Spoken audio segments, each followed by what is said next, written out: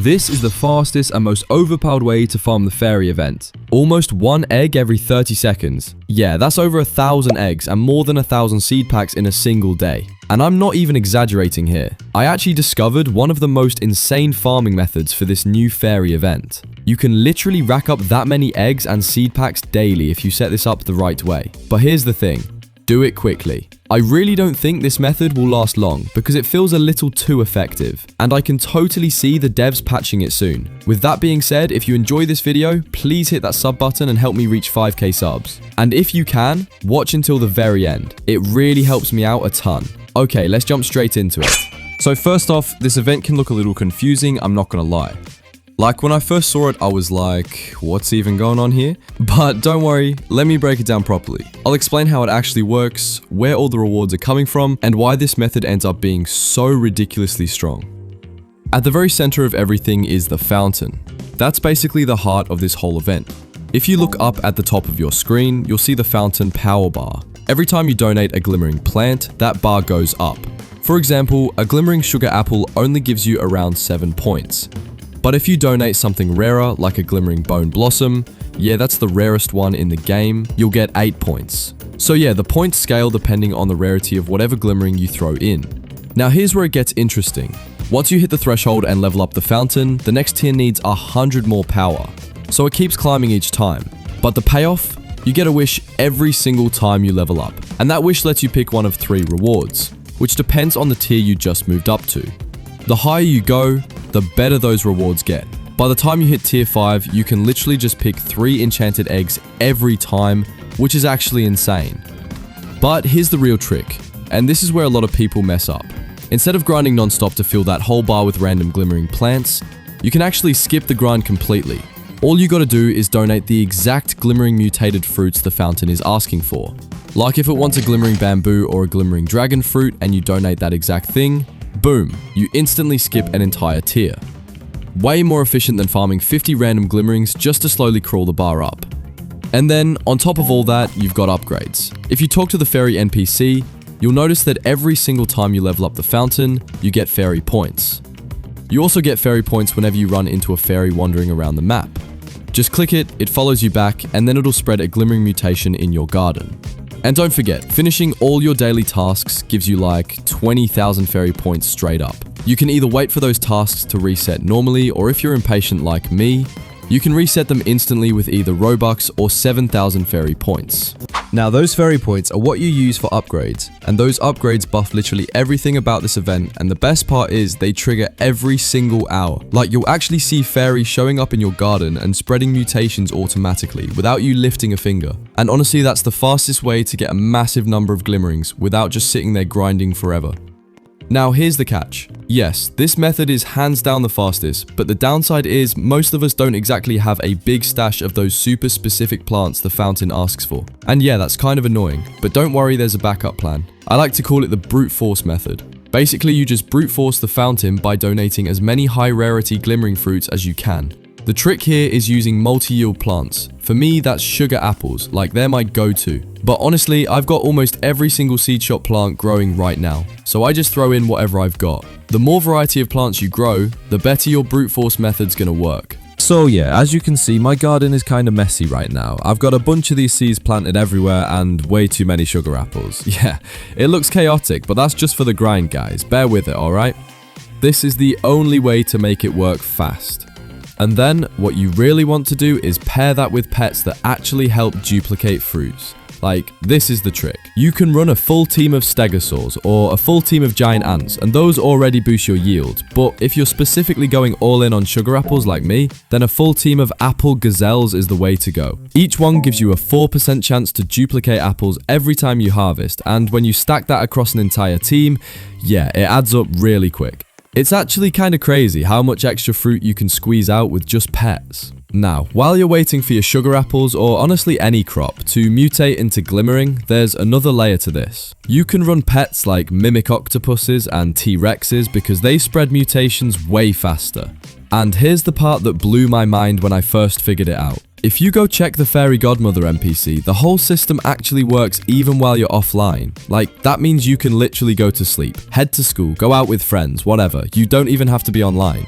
and your plants will still keep mutating into glimmering. That's insane, right? You don't even need to AFK farm anymore. The only real requirement, if you can even call it that, is just planting as many crops as humanly possible. It's rough at the start, I won't lie, because your garden feels small and you don't have much variety, but once you've got enough stuff growing, the mutations just stack up like crazy. Like, sometimes I'll log back in and it feels like half my garden mutated while I was gone. Oh, and don't forget this, super important, while the event window is active, fairies also spawn around the map.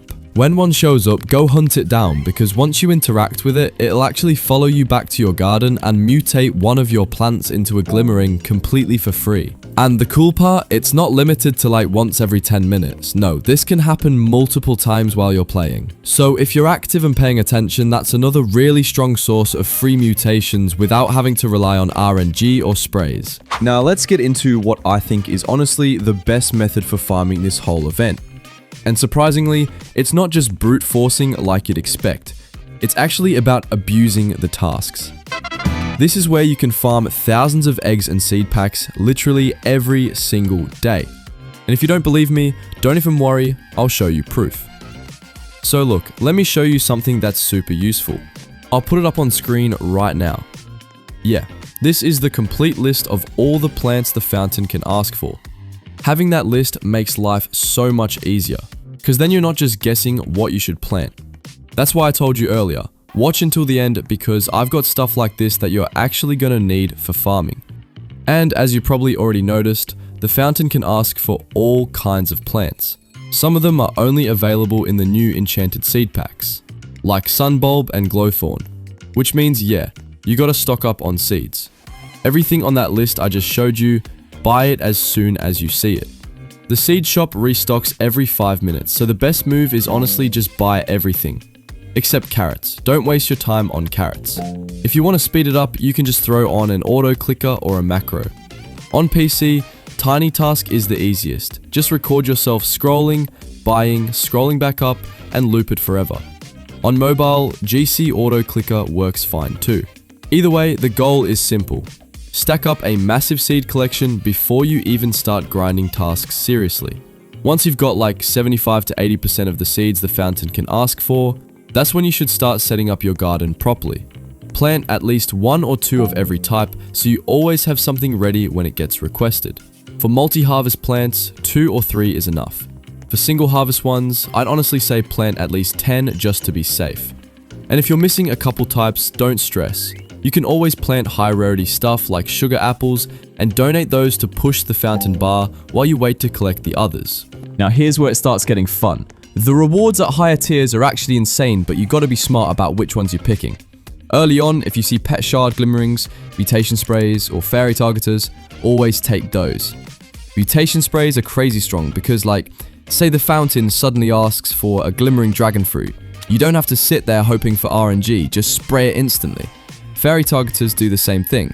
They guarantee the mutation. By the time you're around tier 4 or 5, you'll be getting 5 sprays and 5 targeters every time. And at that point, yeah, it basically breaks the game.